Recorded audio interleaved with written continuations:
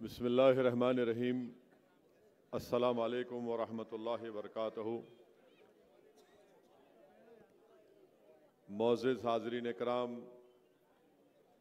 मेरी इज़्ज़तदार माँ और बहनों, बुज़ुर्गान क़ौम और मिल्लत, मेरे ग़यूर नौजवान साथियों, मेरी जमात मजलिस इत्तेहादुल मुस्लिमीन के तमाम अराकीन और मेरे रुफ़क़ा, शहनशीन पर तशरीफ़ फरमा हाजी सत्तार पटेल साहब, अयूब चेयरमैन साहब, अज़हर पठान साहब, समीर साजिद साहब, शारिक नक्शबंदी साहब, मुशू पटेल साहब, शफ़ीक़ पटेल साहब, तैयब पटेल साहब, शकील सिद्दीकी साहब, समद पटेल साहब, जनाब प्रभाकर पारदे साहब, कलीम पटेल साहब, जनाब विकास इटके साहब, माजिद पठान साहब, काका साहब काटके साहब, कुनाल कराज साहब, हैदराबाद के सीनियर मजलिसी रुकन वो रुकने बल्दिया सलीम बेग साहब, सीनियर मजलिसी क़ायद जनाब मंसूर ख़ान साहब, सफ़ीउद्दीन शफ़ी साहब, असरार साहब, वहीदुज़्ज़मा साहब, असग़र ज़ैदी साहब, मोहतरमा फ़लक साहिबा, मेरे अज़ीज़ दोस्तों और बुज़ुर्गों, हरसोल की इस तारीख़ी मुक़ाम से मुझे मजलिस इत्तेहादुल मुस्लिमीन के इंतख़ाबी जलसे से आप तमाम के दरमियान में खड़े होकर बोलने का मौका मुझे अल्लाह सुब्हानहू व तआला ने इनायत फरमाया। मैं सबसे पहले इस सरज़मीन के उन मशहूर व मारूफ़ लोगों को ख़िराज अक़ीदत पेश करना चाहता हूँ जो आज इस दुनिया में नहीं है। मेरी अल्लाह से दुआ है कि यासीन पटेल साहब और करीम पटेल साहब को, इन मरूमीन को अल्लाह सुब्हानहू व तआला इनकी मग़फ़िरत करे, इनकी ख़बरों को कुशादा फरमाए और अल्लाह सुब्हानहू व तआला सुबह क़यामत तक जनाब यासीन पटेल और करीम पटेल मरहूम साहब की तरह यहाँ पर हज़ारों ऐसे लोगों को अल्लाह उनका नेमल बदल बनाकर पैदा करे ताकि वो इखलास के साथ इस सरज़मीन पर बसने वाले अवाम की रहबरी, उनकी सरपरस्ती और उनकी मदद कर सके। मेरे अज़ीज़ दोस्तों और बुज़ुर्गों, आप जानते हैं कि मजलिस इत्तेहादुल मुस्लिमीन ने औरंगाबाद सेंट्रल से दोबारा जनाब नासिर सिद्दीकी साहब को यहाँ से अपना उम्मीदवार बनाकर पेश किया। आप ये भी जानते हैं कि महाराष्ट्र के इस असम्बली इंतखाबात में मजलिस इत्तेहादुल मुस्लिमीन ने 16 उम्मीदवारों को इस विधानसभा के इलेक्शन में उतारा। यकीनन ये हमारे लिए एक आसान फ़ैसला नहीं था, ख़ास तौर से हमारे छोटे भाई समीर साहब के लिए। उनके लिए भी बड़ा ये सख्त तकलीफ़ दे बात थी कि वो भी ख्वाहिशमंद थे, मुझसे मिले, मैंने उनको हैदराबाद आने की दावत दी और मेरी उनसे बातचीत भी हुई, मगर अल्हम्दुलिल्लाह उन्होंने मजलिस इत्तेहादुल मुस्लिमीन के एक पाबंद डिसिप्लिन सिपाही की तरह बड़े कुशादा दिल के साथ जनाब नासिर सिद्दीकी साहब को जो मजलिस ने उम्मीदवार बनाया उसको कबूल किया। और मुझे यकीन है कि इंशाअल्लाह ताला आइंदा ज़रूर अल्लाह जनाब समीर साहब को एक मौका देगा ताकि वो आवाम की अच्छी तरीक़े से खिदमत कर सकें। मैं उनका भी शुक्रिया अदा करूँगा कि समीर साहब ने जो मोहब्बत का मुज़ाहरा किया और साथ ही साथ उन्होंने ये भी बता दिया आप लोगों को कि मजलिस के जो मुखालिफिन है वो दर हकीकत मजलिस के मुखालिफिन से ज़्यादा वो औरंगाबाद के दुश्मन हैं। वो ये नहीं देख सकते कि बरसों के बाद यहाँ पर एक सियासी इत्तेहाद के मुज़ाहरे किए जा रहे हैं, इसीलिए उनको ये लगता है कि जब तक मजलिस औरंगाबाद से ताकतवर रहेगी, इन तमाम मुखालिफिन की इनफरादी दुकान नहीं चमकेगी। मगर मैं समीर साहब का शुक्रिया अदा करता हूँ कि अल्लाह सुब्हाना व तआला ने उनको इन तमाम मुखालिफिन, मुनाफिकीन और ये जो इबलीस के एजेंट बनकर हमारे इस तारीख़ी शहर के गली कूचों में फिरते हैं कि किसी न किसी तरह हमारे इस इत्तेहाद के खिले को कमज़ोर कर दिया जाए। मैं ये बात ज़रूरी समझता हूँ कहना कि लातूर से भी मोहम्मद अली हमारे जमात के सदर ख्वाहिशमंद थे। अमरावती से हमारे सदर साहब किसी एक उम्मीदवार को लाए थे, वो काबिल भी थे, मगर मजलिस ने एक फ़ैसला लिया और हमने सिर्फ 16 उम्मीदवार महाराष्ट्र के असम्बली इंतखाबात में खड़ा किए। नांदेड़ में भी लोग बहुत ख्वाहिशमंद थे, जनाब मोइन साहब और फेरोज़ लाला भी, मगर मजलिस इत्तेहादुल मुस्लिमीन ने फ़ैसला ले लिया कि हम नॉर्थ नांदेड़ से मुकाबला नहीं करेंगे। फिर साउथ से हम जनाब मोइन साहब के हक़ में फ़ैसला हुआ तो ज़ाहिर है वहाँ पर साबिर चाउश को भी थोड़ा तकलीफ़, इंसान है, ख्वाहिशमंद है। तो ये चीज़ें हैं इंशाअल्लाह ताला, क्योंकि जब जमात का फ़ैसला होता है तो जो जमात के ज़िम्मेदार होते हैं वो पाबंद, डिसिप्लिन के पाबंद होते हैं और उन तमाम ने इस मजलिस के फ़ैसले को कबूल किया। मैं इनका दिल की गहराइयों से तमाम मजलिस के उन तमाम अराकीन का जिन्होंने मजलिस के इस फ़ैसले को कबूल किया, यकीनन इंसान है, हर एक की ख्वाहिश होती है, मगर मजलिस ने एक सियासी हकीकत को सामने रख कर फ़ैसला लिया और मुझे यकीन है कि इंशाअल्लाह ताला इससे जमात और मजबूत होगी। और जिन हजरात को मौका नहीं मिला, मुझे यकीन है कि आने वाले मुस्तक़बिल में इनको अल्लाह सुब्हाना व तआला ज़रूर इससे ज़्यादा मजलिस के प्लेटफॉर्म के ज़रिए अल्लाह उनको मौका देगा और वो अच्छी तरह से अवाम की खिदमत भी करेंगे। और एक बात मैं बताना चाह रहा हूँ कि परभनी में मजलिस ने किसी उम्मीदवार को खड़ा नहीं किया। ये जो साहब खड़े हैं, मैंने उनको फ़ोन कर कर कहा कि आपको बी फॉर्म नहीं दिया गया था, मगर इसके बावजूद भी आपने कैसे वो बी फॉर्म हासिल किया। तो खैर अब पुलिस कंप्लेन हो चुकी है, अब जब FSL की रिपोर्ट आएगी तो शायद उनको जेल को भी जाना पड़े। मैंने खुद उनसे कहा था कि तुम मत लड़ो, तुम्हारे पास जो तुम फॉर्म दाखिल करे वो गलत है। तो खैर अब मैं ये बात अवामी तौर पर वाज़े करना ज़रूरी समझता हूँ। और एक बात बताना चाहूँगा कि बहुत से लोग समझते कि इम्तियाज़ जलील साहब फैसला करते, नहीं करते। इम्तियाज़ जलील साहब फैसला, इम्तियाज़ जलील साहब से हम मशवरा करते, हर आदमी से मशवरा करते। फैसला असदुद्दीन ओवैसी मशवरे के बाद लेता है। तो बहुत से लोगों को ये हमारे मुखालिफिन को ये है, नहीं इम्तियाज़ कर रहा। मेरे को इम्तियाज़ से कुछ भी नहीं है, मेरे को इम्तियाज़ से मुखालिफत है। सदर साहब मेरे लिए अच्छे हैं। मेरे भाई, तुम बाप को गाली नहीं देंगे, बेटे को देंगे तो बाप मुस्कुराएगा।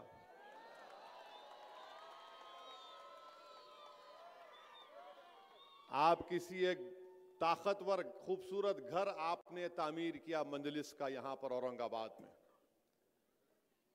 बड़ी शानदार इमारत आपने खड़ा की। इसमें हमारे बुजुर्गों की, नौजवानों की, माँ और बहनों की कुर्बानियां हैं।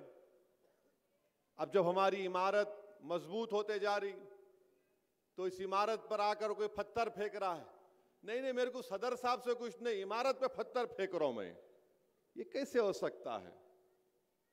तो मेरी आप तमाम से गुजारिश है, ये एक ताकतवर इमारत की बुनियाद आपने रखी और सरजमीन तेलंगाना के बाद अगर कोई ताकतवर जगह मजलिस की है तो ये औरंगाबाद की सरजमीन है, अल्हम्दुलिल्लाह।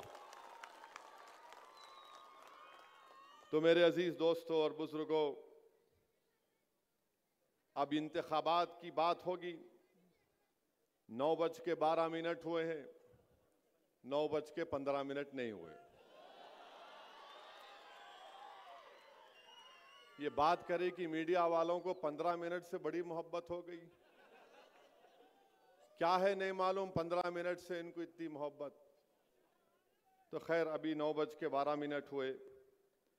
मेरे अजीज दोस्तों और बुजुर्गों, 20 नवंबर के दिन इंतखाबात की रायदही का दिन है और सेंट्रल में नासिर सिद्दीकी साहब का नाम मशीन में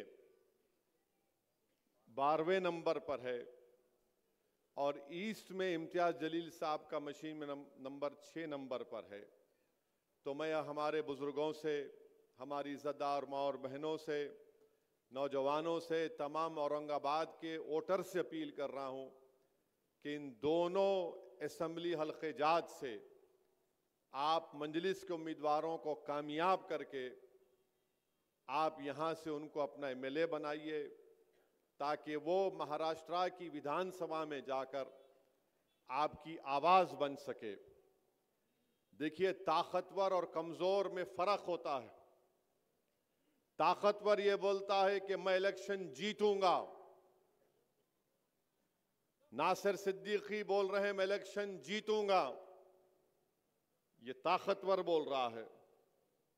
समीर बोल रहा है कि मेरे को टिकट नहीं मिला, वक्तिया तौर पे तकलीफ हुई, मगर मेरी जमात जीतेगी।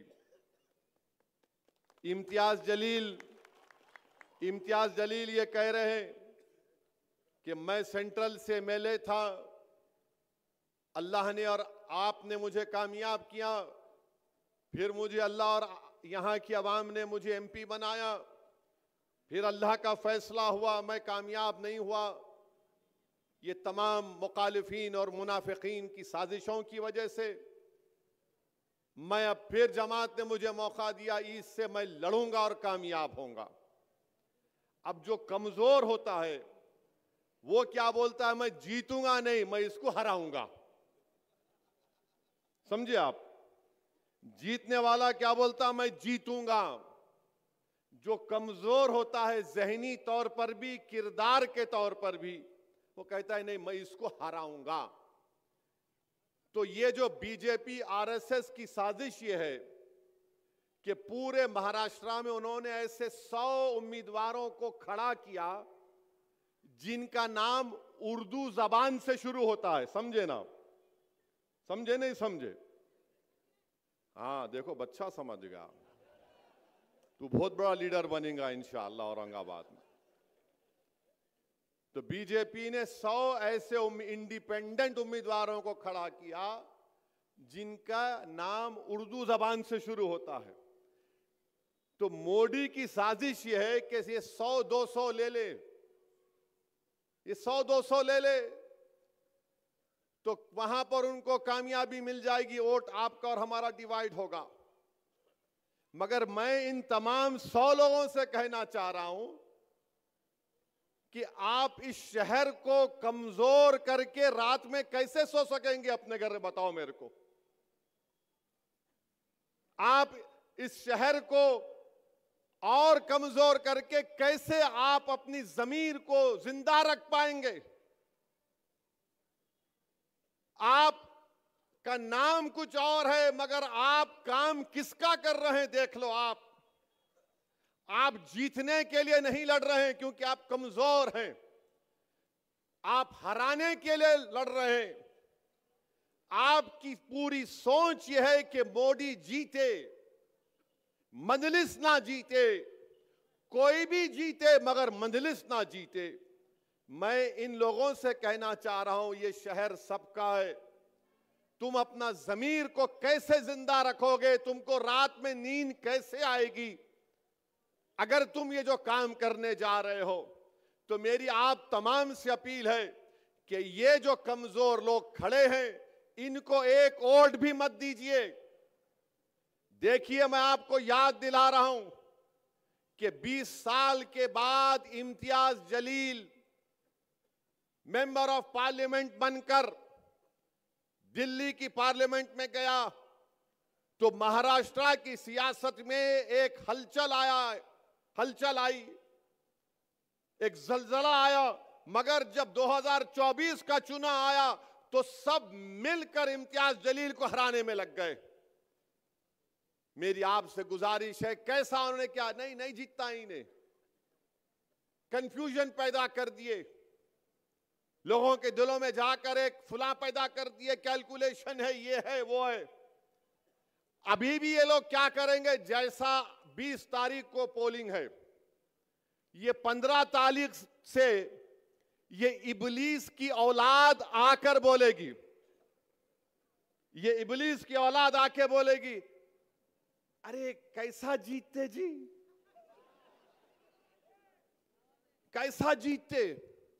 फिर और एक उन्हें बीमारी लेके आते, इन्हू गवर्नमेंट बनाते क्या, इन्हू सरकार तो नहीं बनाते, उन्हों बनाते, उनको तो भी वोट दिए तो फायदा होता। मैं इन तमाम लोगों से कहना चाह रहा हूं, तुम्हारी हर बात का वैक्सीनेशन मेरे पास है। तुम जो वायरस पैदा करना चाहते हो ना 15 तारीख से, उसका इंजेक्शन मैं अभी से देके जा रहा हूं यहां पे। और वो इंजेक्शन ये है कि इत्तेहाद और इत्तेफाक, जब आप में इत्तेहाद और इत्तेफाक मजबूत होगा तो ये जो लोग 15 तारीख से शुरू कर देंगे वायरस फैलाना, इन्हों जीतते क्या, इन्हों सरकार बनाते क्या। अरे जालिमों, तुम जिसके नाम पर जो जो सौदे करे हो मैं जानता हूं, तुम्हारी एक एक चीज को अगर बयान कर दूंगा ना तो तुम्हारा इस शहर में रहना मुश्किल हो जाएगा। मगर मैं अदब के दायरे में रहकर कह रहा हूं कि तुम 15 तारीख से जो काम करना चाहते, मैं तुमको पूछ रहा हूं, ये 5 साल में पहले मुख्यमंत्री कौन बने? उद्धव ठाकरे बने, शरद पवार उनके साथ, कांग्रेस उनके पास, गवर्नमेंट गिरी, शिंदे बने, फडणवीस बने, अजीत पवार बने। अब बताओ तुम क्या कर रहे थे? अब 15 तारीख से शुरू करेंगे ये वायरस फैलाना, कोविड के जैसा, कोविड के जैसा फैलाएंगे। इन सरकार बनाते क्या? इनका जवाब यही है, जवाब के पास आपका इत्तेहाद और इत्तेफाक मजबूत रहेगा। यही इस वायरस का जवाब है। ये जो यही खड़े हैं कि इनको जीतने का मतलब मकसद नहीं है, नासिर ना जीते, इम्तियाज ना जीते, कोई नहीं जीतना, इनको हराना और अपनी दुकान को चमकाना, क्योंकि ये मजलिस को बर्दाश्त नहीं करते, क्योंकि ये आपका इत्तेहाद है, ये आपकी शनाख्त है, ये आपकी ताकत है कि बरसों के बाद आपने अपनी वोट की अहमियत को समझा, आप में एक सियासी शऊर बेदार हुआ। ये इस बात को पसंद नहीं करते कि एक शख्स रसूलुल्लाह सल्लल्लाहु अलैहि वसल्लम के शान में बकवास बकने की कोशिश किया। हम बार बार बोलते हैं उन्हें गुस्ताखी किया। नहीं मेरे भाई, अगर कोई आसमान की तरफ देखकर थूकेगा तो थूकने वाले के चेहरे पर गिरता है, आसमान पर नहीं गिरता। अगर कोई बोलेगा कि मैं चांद को पत्थर मार के तोड़ दूंगा, तो चांद पर नहीं जाता पत्थर, वापिस उसके पास आके गिरता। मगर दुनिया ये समझ रही थी कि सिर्फ बयान देकर खामोश हो जाएंगे, मगर एक मजलिस का एक सिपाही है और रहेगा जिसने दुनिया को बता दिया कि जालिमों ने, मुनाफिकीन ने तमाम कर मुझे औरंगाबाद की पार्लियामेंट की सीट से जीतने नहीं दिए। मगर मैं एमपी नहीं था, मगर मैंने अपने आका की गुलामी का सबूत इस बात पर दिया कि मैं एमपी रहूं या ना रहूं, मेरे जीने का मकसद यह है कि किसी भी मजहबी रहनुमा के ऊपर कोई बकवास नहीं कर सकता। इम्तियाज जलील ने ऐलान किया कि बंबई में जुलूस तक जाएंगे, गाड़ियों की जुलूस पे जाएंगे। तो ये वायरस फैलाने वाले बोल दिए, क्या होगा, इसको पुलिस रोक लेती, ऐसा ही ड्रामा कर रहा है इन्हें। ये वायरस फैलाने वाले हिंदुस्तान की बड़ी बड़ी शख्सियतों के पास पहुंच गए। अरे जरा असदुद्दीन साहब को समझाइए। तो खैर वो लोग मेरे को ही बताए, मैंने कहा हज़रत इम्तियाज जलील खाली मशवरा देते, फैसला मेरा है, एक बार फैसला हो गया तो वापस नहीं लिया जा सकता। फिर वो लोग मेरे को कांटेक्ट किए, अजी साहब दंगा हो जाएगा, मेला दंगा होगा? कैसे दंगा होगा बताओ? नहीं दंगा हो सकता, मैं कह रहा हूं नहीं होगा। अरे आपको क्या है, आप हैदराबाद में बैठे। मेला हजरत हैदराबाद में बैठा हूं, दिल औरंगाबाद की जनता को देकर आया हूं। फिर मेरे को बोले अब क्या है कि आप जो चाहे कर लो। मेला आपसे कौन पूछ रहे, मैं करना चाह रहा हूं, आपको क्या करना है? जो चाहे करेंगे। इम्तियाज जलील जुलूस निकालने के उस दिन मेरे को फोन करे, असद भाई बड़ी बड़ी पुलिस के लोग आके मेरे को बोल रहे नको निकलो। मैंने कहा इम्तियाज साहब आप ये बोले ना कि आप बंबई जाके बंबई के होम मिनिस्टर को महाराष्ट्र के एक मेजर देंगे कि उस शख्स को गिरफ्तार करो, उस पर कानूनी कार्रवाई करो। तो आप उनको बोलो तुम मेरे को बंबई जाने मत दो, अमित शाह यहाँ पे है, मैं यहाँ जाके इनसे मिल लेता हूं। तो पुलिस के लोग बोले अम्मा इन्हें तो नमाज कम कराने गए तो हमारे गले में ज़कात सदका रोजे भी डाल दे रहा। तो बोले नहीं आप चले जाओ, शाह साहब को डिस्टर्ब मत करो। इसको सियासत बोलते प्यारे, ये कमजोर लोग नहीं समझ सकते। खैर जुलूस निकला अल्हम्दुलिल्लाह। मैं लाखों बार सलाम करता हूं तमाम फर्जंदाने तौहीद को, जो नहीं मालूम मराठवाड़ा से महाराष्ट्र महाराष्ट्र से कहां से आए, जो दुनिया ये समझ रही थी कि नहीं सिर्फ 100 गाड़ियां निकलेंगी। दुनिया ने देख लिया कि नामूस से रिसालत के मसले पर अगर किसी ने आवाज उठाई, एहतजाज किया, तो उसका नाम इम्तियाज जलील और मजलिस इत्तेहादुल मुस्लिमीन। तो मेरे भाई जुलूस निकल गया। अब ये वायरस कोविड के वायरस वालों को परेशानी शुरू हो गई। अम्मा ये नया काम कर दिया इन्हें, अब इनको समझ में नहीं आया। अच्छा ये जितने खड़े हुए हैं ना मजलिस के खिलाफ, जिनके नाम उर्दू से शुरू होते, जो नासिर के खिलाफ इम्तियाज के खिलाफ खड़े हुए, इनसे पूछो जाके वो गाड़ियों के जुलूस में तू एक गाड़ी दिया क्या? एक गाड़ी तो देना था, कोई गाड़ी तो छोड़ो, ये निकले भी नहीं घर से अपने। अरे जब तुम एक गाड़ी नहीं दे सकते, तुम एक दमड़ी नहीं दे सकते, तो तुम इस गयूर सरजमीन पर बसने वाले फर्जंदाने तौहीद और आशिक रसूल की ओर तुम कैसा मांग सकते? बताओ मेरे को, किस मुंह से तुम वोट मांगने निकले हो? हाँ तुम्हारे पप्पा मोदी है,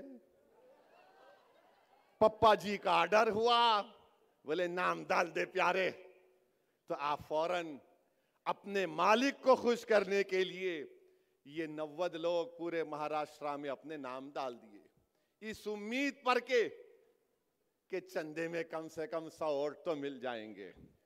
चंदे में कुछ नहीं मिलेगा इंशाअल्लाह ताला। मुझे यकीन है कि तुम्हारे घर में तुम्हारी माँ, तुम्हारा बाप, तुम्हारा बेटा भी मजलिस को वोट देगा इंशाअल्लाह ताला। तुम देख लेना मेरी इस बात को। तुम अपने घर में क्या हो रहा नहीं जानते हो, तुम्हारी औलाद क्या कह रही है मुझसे मैं जानता हूं, मगर तुम खड़े होकर सिर्फ बीजेपी को और मजलिस के मुखालिफिन को कामयाब करना चाहती हैं। मेरी आपसे गुजारिश है कि इम्तियाज जलील को नहीं, नासिर सिद्दीकी को मत देखिए, असदुद्दीन ओवैसी को मत देखिए, अपनी इस इमारत को देखिए जिसको आपने औरंगाबाद में तामीर किया। और याद रखिए ये इमारत और ताकतवर बनाना है उसको। उस इमारत को आपको अपनी मेहनतों से आपने तामीर शुरू की, उसकी बुनियादों में आपके आंसू हैं, उसकी बुनियादों में आपका खून है, उसकी बुनियादों में हमारे आने वाली नस्लों के ख्वाबों को पूरा करना है। और याद रखो इस देश की हकीकत यह है हमारे वतन अजीज की, कि जिसकी आवाज सियासी आवाज होगी उसी को सुना जाएगा, चाहे वो दलित हो, चाहे वो मुसलमान हो, मुस्लिम अकलियत हो, चाहे वो मराठा हो। अगर आपका नेता होगा तो आपकी आवाज सुनी जाएगी। मैं सलाम करता हूं मराठों को जिन्होंने जरंगे पाटिल को अपना नेता माना। एक दुबला पतला शख्स रातों की नींद हराम करके रख दिया मोदी की, रातों की नींद हराम करके रख दिया। अब मोदी अपने भाषण में क्या बोल रहे कि बैकवर्ड क्लासों को डिवाइड किया जा रहा है, तो मोदी भी अब एक पोजीशन ले लिए जरांगे पाटिल के खिलाफ। नरेंद्र मोदी इंशाअल्लाह ताला आप जरांगे पाटिल को नहीं हराएंगे, जरांगे पाटिल तुम्हारों को हराएगा इंशाअल्लाह ताला। मेरे अजीज दोस्तों और बुजुर्गों, अब यहां बीजेपी का रिकॉर्ड महाराष्ट्र में आप देख लिए। औरंगाबाद में पर कैपिटा महाराष्ट्र में इनकम कितना है? जो औरंगाबाद जिले का जो पर कैपिटा इनकम है वो रियासत के पर कैपिटा इनकम से कम है। आप देख लीजिए कि महाराष्ट्र में बेरोजगारी का तनासुब यानी परसेंटेज 3.3% है। महाराष्ट्र के शहरों में बेरोजगारी 5% है। देही इलाकों में, गांव में 4% बेरोजगारी है। बल्कि ILO का एक सर्वे कहता है कि महाराष्ट्र में 15% बेरोजगारी है। और फिर आप देखते हैं कि इस शहर से कितनी नाइंसाफी उद्धव ठाकरे ने भी और शिंदे और मोदी ने की। उन्होंने ऐलान किया था कि 2023 में एक टेक्सटाइल पार्क बनाया जाएगा यहां पर, मगर टेक्सटाइल पार्क को लेकर चले गए अमरावती। महाराष्ट्र एक जमाने में इंडस्ट्रियल स्टेट था। यहां के तमाम इंडस्ट्रीज गुजरात को चले जा रहे हैं। क्या शिंदे, क्या फडणवीस, क्या उद्धव ठाकरे आपको दिख नहीं रहा है कि एक टाटा एयरबस, वेदांता फॉक्सकॉन, ये दोनों को मिलाए तो 1,80,000 करोड़ के बराबर प्रोजेक्ट थे। गुजरात को चले गए क्योंकि मोदी जी बोले मैं भाषण दूंगा महाराष्ट्र में आकर, हिंदू मुसलमान का झगड़ा खड़ा करूंगा, वोट हासिल कर लूंगा, मगर मैं पैसा गुजरात को लेकर जाऊंगा। फिर आप महाराष्ट्र की इकोनॉमी देख लीजिए। 2014-19 में 6% ग्रोथ थी। 2019 और 24 में सिर्फ 4.5%। इस साल इकोनॉमी सिर्फ 5.6, मगर आप इन्फ्लेशन को अगर आप ले लिए तो 0.4% बढ़ा। आज भारत के प्रधानमंत्री जनाब नरेंद्र मोदी बड़ा भाषण दिए, उस पे भी आता हूं जरा उस पे। महाराष्ट्र में 2023 में 2850 किसानों ने खुदकुशी कर ली। मैं नरेंद्र मोदी से, अमित शाह से, शिंदे से, फडणवीस से कह रहा हूं, तुम एक खुदकुशी करने वाले किसान के घर को क्यों नहीं गए? तुम बड़े बड़े भाषण देते हो, लंबी लंबी झूठ बोलते हो। महाराष्ट्र में 2023 में 2850 किसानों ने खुदकुशी कर ली। खुद इस डिवीजन में इस साल 2024 के 6 महीने में 430 किसानों ने खुदकुशी कर ली। अरे ये जो उम्मीदवार नासिर के खिलाफ खड़ा है, ये जो उम्मीदवार इम्तियाज जलील के खिलाफ खड़ा है, ये जो उम्मीदवार वेस्ट औरंगाबाद से खड़ा है, अरे 6 महीने में इस डिवीजन में 430 किसानों ने खुदकुशी कर ली। अगर वो किसान जो खुदकुशी किया तुम्हारा भाई, तुम्हारा रिश्तेदार होता तो तुम्हारे दिल पर क्या गुजरती? तुमको क्या मोहब्बत किसानों से? फिर आप देख लो महाराष्ट्र में, एक जमाने में महाराष्ट्र में एग्रीकल्चर प्रोडक्टिविटी बड़ी हाई होती थी, ज्यादा होती थी। अब महाराष्ट्र में चावल, वीट, धान, ये सब खाली 1/3 हो गई। आंध्रा, हरियाणा, तेलंगाना इससे ज्यादा पैदा करता है। अब बोलो मोदी, बोलो शिंदे, बोलो फडणवीस, इस बारे में नहीं बोलेंगे। फिर महाराष्ट्र में जो जमीन है, जो जिरात की फार्म साइज है, बहुत छोटा है। 73% लैंड होल्डिंग जो 1 हेक्टर पर है, 1 हेक्टर पर है। फिर आप देखिए मोदी आकर बड़ा बड़ा भाषण देकर गए, महाराष्ट्र में 2023 में सबसे ज्यादा हेट स्पीचेस महाराष्ट्र में हुए। फिर महाराष्ट्र में सबसे ज्यादा लोग दंगों में पकड़े गए 2022 में। महाराष्ट्र का बजट आप देख लो, एग्रीकल्चर में 15% कम कर दिया गया, सेहत और फैमिली वेलफेयर में 9% कम कर दिया गया, शहरी विकास अर्बन डेवलपमेंट में 27% कम कर दिया गया। और उसका नतीजा क्या निकला कि यहां पर पीने का पानी नहीं है औरंगाबाद। मोदी जी आएंगे औरंगाबाद को तो नरेंद्र मोदी अपने हेलीकॉप्टर को जहां ये कचरा डाल रहे ना वहां उतारना। तुम वहां अपने हेलीकॉप्टर को उतार के बगैर नाक को हाथ लगाए मोदी जी आप आना यहां पे। यहां बैठे तो बो आ रही है और बोल रहे हम सब चीज कर दिए, हम आसमान से तारे तोड़ के लाए, कुछ नहीं हुआ। फिर आप देखिए SC ST OBC माइनॉरिटी के बजट को कम कर दिया गया। और आपको मालूम हर साल महाराष्ट्र में करीब 60,000 करोड़ रुपए खाली इंटरेस्ट पर जो पैसा दिया जाता है वो महाराष्ट्र की सरकार देती है। जो कर्जा लिया गया करीब 60,000 करोड़ सालाना दिए जाते हैं। अच्छा ये शिंदे बोल रहे मैं लाडली बहना दिया, अच्छा किए, जेब से दिए, घर का पैसा है तुम्हारे, पब्लिक का पैसा है। जिसको मिला बहुत अच्छा है, जिसको मिला मिलके भी आप किसको बटन दबाएंगे? हमारी मां और बहनें भी ऊपर बैठी हुई हैं। अगर आपको मिले 1500 रुपये तो बोलना thank you but we'll vote for MIM only. इन्होंने अपने जेब से दे रहे क्या? 60 साल से नाइंसाफी करे, मिला अच्छा है और मिलना था। अच्छा अब ये मैं सुना कि बाज लोग बांट रहे भी मिठाई, ए तो आना चलना, ये मेरे पद यात्रा में चल। अच्छा कोई टून भी है तो बोले तो आके बैठ मेरे जलसे में, तेरे को इतने पैसे लो मिठाई खाओ।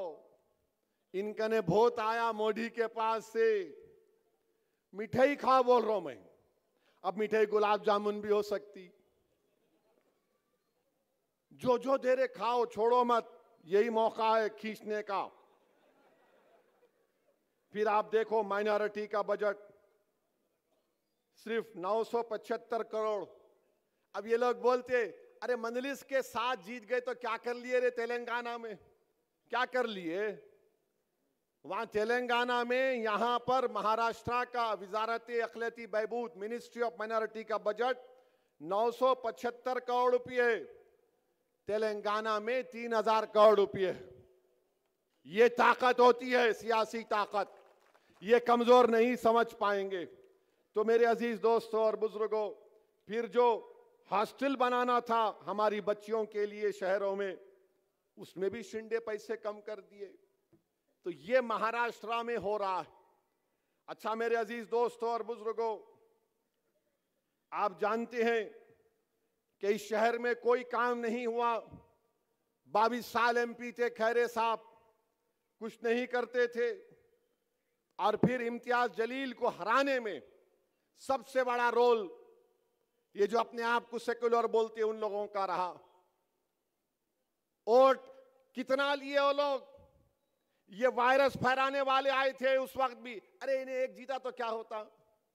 मेरे भाई मैं आपको बताना चाह रहा हूं कि अगर आज इम्तियाज जलील मेरे साथ भारत की पार्लियामेंट में होता तो वक्फ बिल को पास करने में मोदी को बड़ी मुश्किल पेश आती।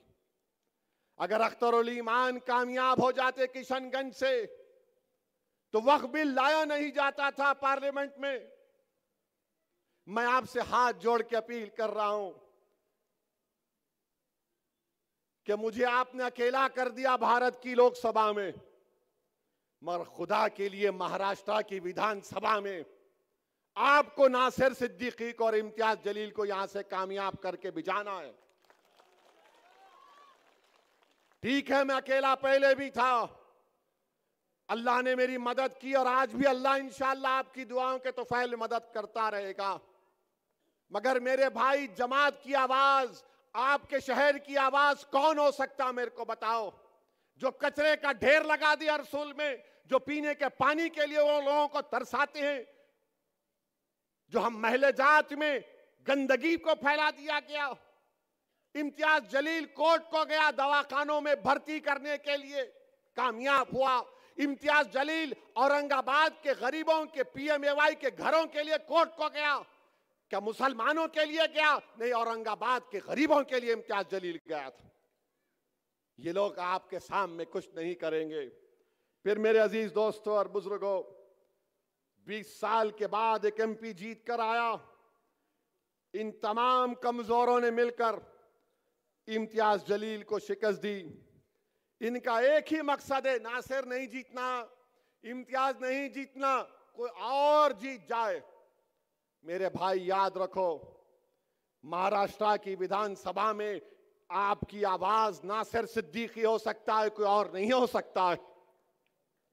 इससे इम्तियाज जलील कामयाब होगा तो गरीबों की आवाज इम्तियाज जलील होगा। फिर आप देखते हैं कि भारत के प्राइम मिनिस्टर ने आज बोला, मोदी ने बोला, एक है तो सेफ है, एक है तो सेफ है। ये मीडिया वाले मेरे पीछे आ गए दोपहर में, इन भाई देखो जिनके सर पे कम बाल है मगर अपने भाई है। आई लव यू, मैं पूरों से मोहब्बत करता हूं। तो उन्होंने बोले, अरे बोलो ना भाई, उन्होंने बोले। मैं बोला शाम में, इस उम्मीद पर बोल रहा हूं कि बाद में नान खलिया आप खिलाएंगे मेरे को। मोदी बोले एक है तो सेफ है। अब इसका जवाब क्या है मंजलिस की तरफ से, असदुद्दीन ओवैसी की तरफ से? मोदी जी सुनो, अनेक है तो अखंड है। मोदी क्या बोल रहे? एक है तो सेफ है। मंजलिस क्या बोल रही? मोदी अनेक है तो अखंड है। भारत में अनेक लोग हैं, मराठा है, दलित है, मुसलमान है, क्रिश्चियन है, ईसाई है, ओबीसी है, तमिलियन है, पंजाबी है, तेलंगाना का है, तेलुगु बोलने वाला है, अरे अनेक है। तो भारत अखंड है। मोदी क्या बोल रहे? एक हो जाओ। कैसा होंगे बाबा? कोई अपने कल्चर को छोड़ेगा, कोई अपनी गुजराती तहजीब को छोड़ेगा, तो मोदी चाहते क्या है कि सब भारत की डाइवर्सिटी खत्म हो जाए। ये एक का मतलब ये है। मंजलिस क्या बोल रही? हम अनेक हैं तो अखंड है। मोदी एक करना चाहते हैं, आरएसएस एक करना चाहती है। और मैं मोदी को जवाब दे रहा हूं, इंसाफ है तो इंडिया सेफ है, इंसाफ है तो इंडिया सेफ है, संविधान है तो सम्मान है, अंबेडकर जिंदा है तो गोडसे मुर्दा है। और फिर मोदी बोले एक है तो सेफ है। जितने छत्रपति शिवाजी महाराज को सच्चे मानने वाले हैं तो मोहब्बत है, तो मोहब्बत है। और मोदी बोल रहे एक है तो सेफ है। तो मोदी क्या कर रहे महाराष्ट्र के चुनाव में? मोदी एक काम कर रहे हैं कि मराठा वर्सेस ओबीसी कर रहे हैं। मोदी क्या करना चाहते हैं? मैं हमारे ओबीसी भाइयों को बोल रहा हूं कि इसकी साजिश में मत आओ आप। ये एक की बात कर रहा है, हम अनेक की बात कर रहे हैं। ये लड़ाना चाहते हैं, एक के नाम पर सबको लड़ाना चाहते हैं। आप इनकी साजिशों में मत आओ। अच्छा मोदी जी ये तो बताओ, एक है तो सेफ है, तो आपने क्यों कहा था 2024 के पार्लियामेंट के इलेक्शन में राजस्थान में आपने हिंदू बहनों से कहा था कि आपका मंगलसूत्र निकाल कर मुस्लिम औरतों को दे दिया जाएगा? और आप आज महाराष्ट्र में आके बोल रहे एक है तो सेफ है।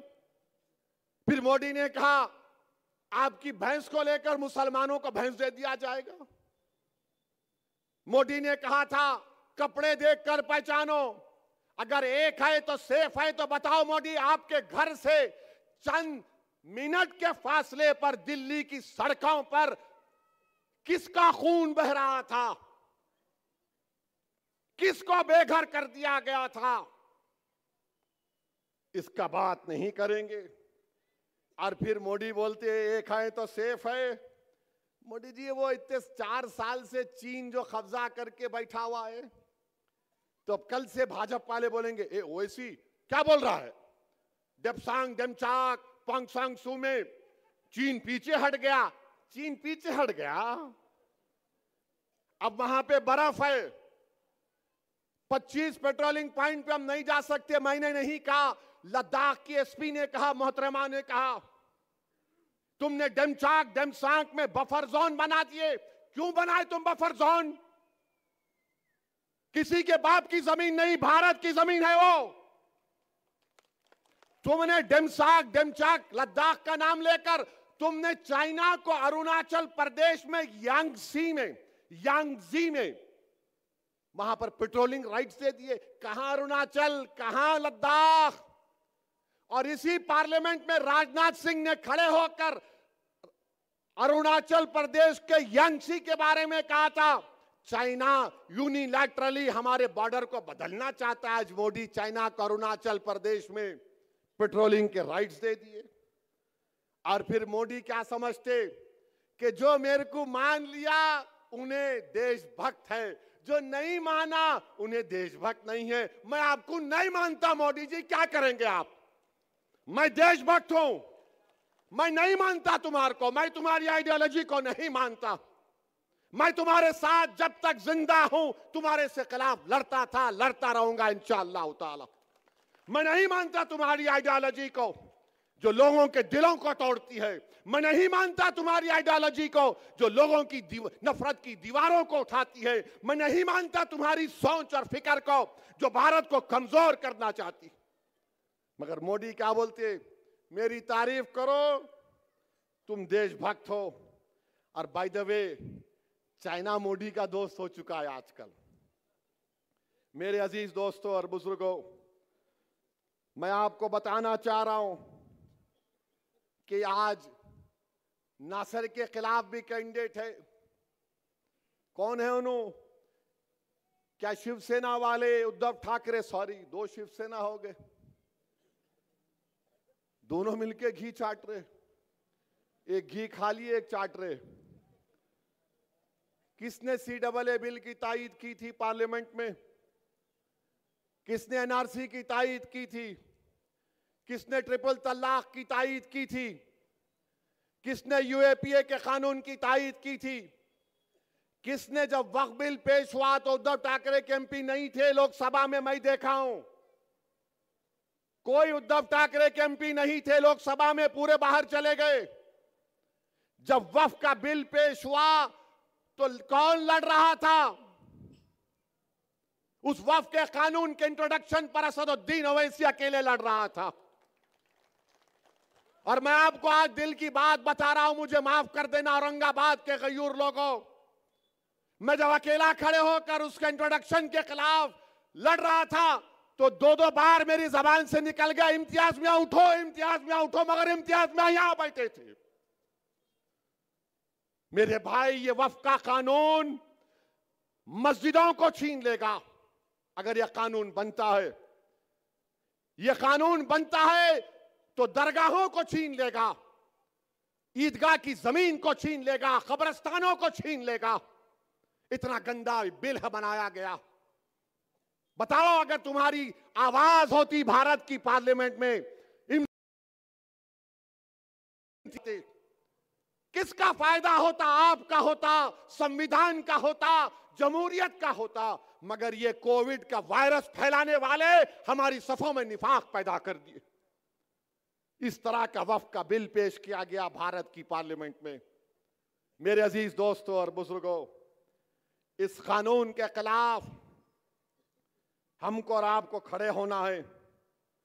और मुझे यकीन है कि अगर ये बिल हुकूमत नरेंद्र मोदी लेकर आएगी, तो एक बात तो यकीन के साथ कहूंगा मैं, जो एहतजाज CAA में हुआ उससे डबल एहतजाज पूरे भारत में होगा। सुन लो नरेंद्र मोदी, इंशाअल्लाह ताला। ये बिल को हम नहीं मानते, ये बिल हमारी मस्जिदों को छीनना चाहेगा। अगर ये महाराष्ट्र में कौन विधानसभा में खड़े होकर ये 100 लोग बोलेंगे? अगर ये कानून की तस्दीक कराने के लिए इस कानून के खिलाफ अगर कोई आवाज उठाएगा तो ये लोग उठाएंगे? ये उद्धव ठाकरे, शिंदे, बीजेपी, इनके पैसों पर बिकने वाले लोग जो जमीर बेच रहे हैं, अरे तुम औरंगाबाद को कमजोर कर रहे हो, कौन उसके खिलाफ महाराष्ट्र की विधानसभा में आवाज उठाएगा? नासिर सिद्दीकी खड़ा हो जाएगा, इम्तियाज जलील खड़ा हो जाएगा, फारूक शाह खड़ा हो जाएगा, मुफ्ती इस्माइल खड़े हो जाएंगे, वारिस पठान खड़ा हो जाएगा, फैयाज खड़ा हो जाएगा। मेरे भाई, आवाज की जरूरत है, लड़ने वालों की जरूरत है। आपको फर्क महसूस करना है, एक लड़ने वाले की तरफ से और एक गाने वाले की तरफ से। ये सब गाने वाले हैं, इनको हुक्म होगा ऐसे राग में गा, बोलो ओवैसी के खिलाफ, तबलचियां शुरू हो गए, हारमोनियम लेके ओवैसी ये ओवैसी वो। मेरे भाई, लड़ने वालों की जरूरत है और यही वजह है कि RSS नहीं चाहती कि यहां से नासिर सिद्दीकी और इम्तियाज जलील कामयाब हो जाए।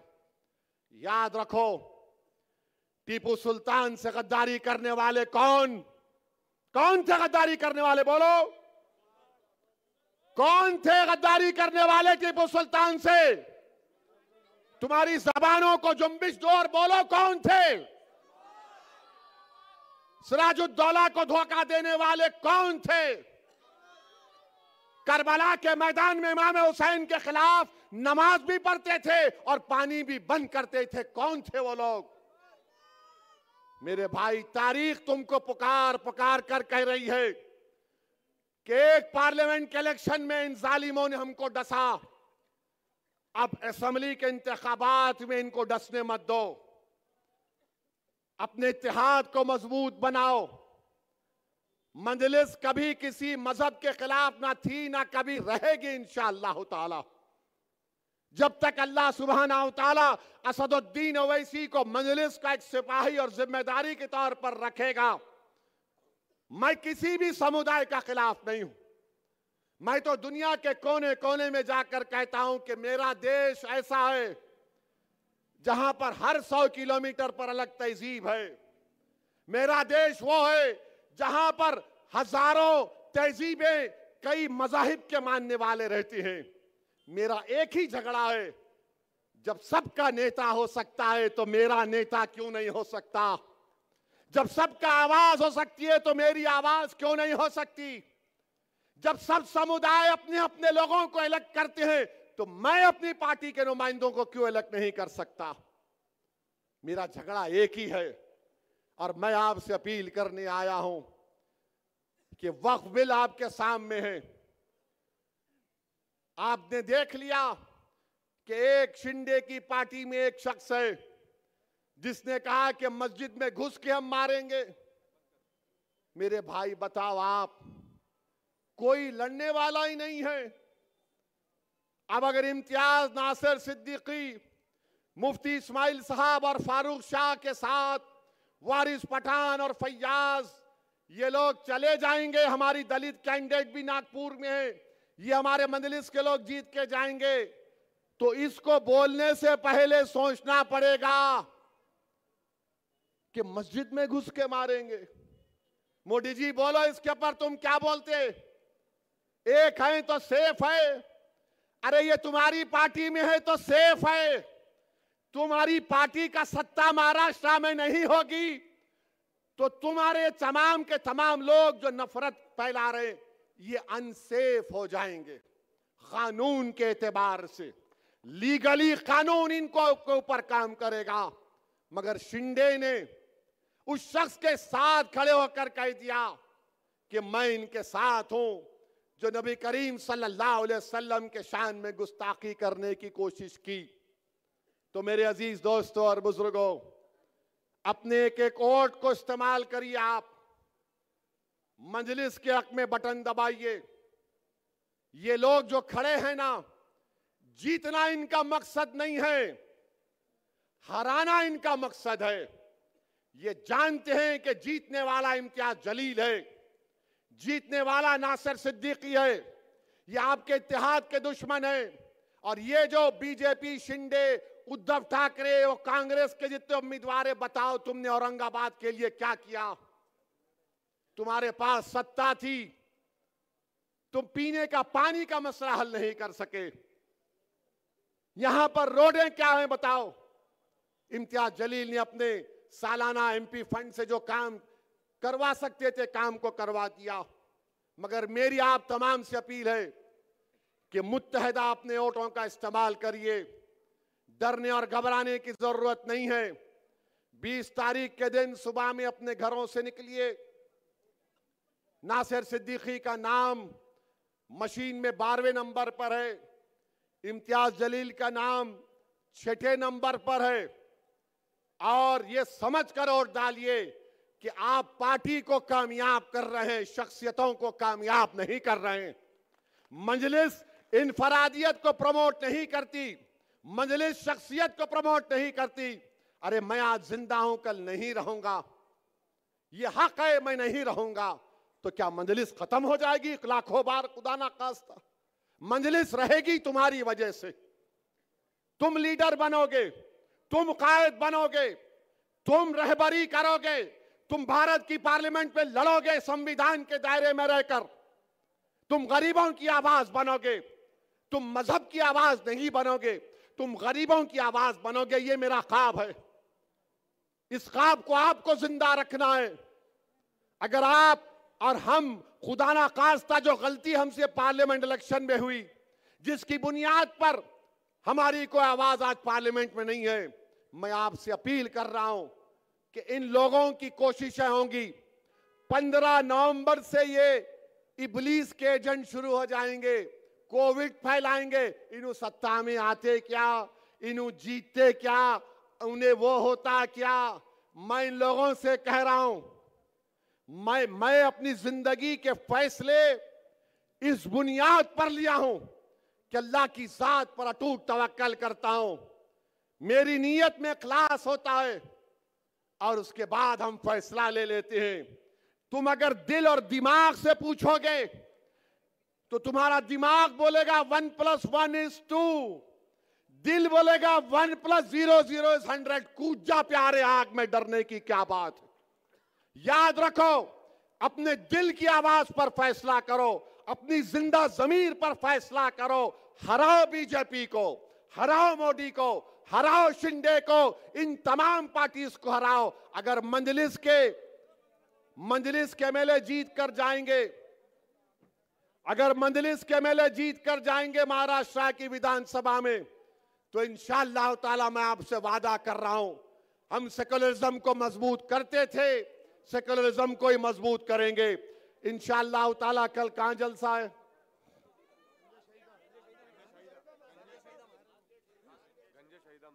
कल गंजे शहीदा में है। मीडिया वालों को भी रिक्वेस्ट करूंगा, कल आओ ना प्लीज। कल भड़काऊ भाषण होगा। हाँ, अब चला देना तुम। Owaisi said this, breaking news. कल जरा आ जाओ भाई, आप भी आएंगे ना? कल आएंगे ना? साथ है ना आप लोग? तो 20 तारीख को आसमानों पे क्या दिखेगा और कैसा दिखेगा? ऐसा डाल के जीप जीप जीप पूरा सबको काट देने का। अरे अभी नो बोलेंगे अम्मा ऐसा बोले, पतंग बोल रहा हूं मैं। ये तो मीडिया वाले बोलेंगे ओ ऐसा काट। नो नो, पतंग का निशान है। तो आपसे अपील है कि 20 तारीख को आपके इलाकों में सिर्फ आसमानों पर क्या नजर आएगा? क्या नजर आएगा? पतंग को वोट देंगे आप। अल्हम्दुलिल्लाह, इंशाअल्लाह कल मुलाकात होगी गंजे शहीदा में। अस्सलाम वालेकुम।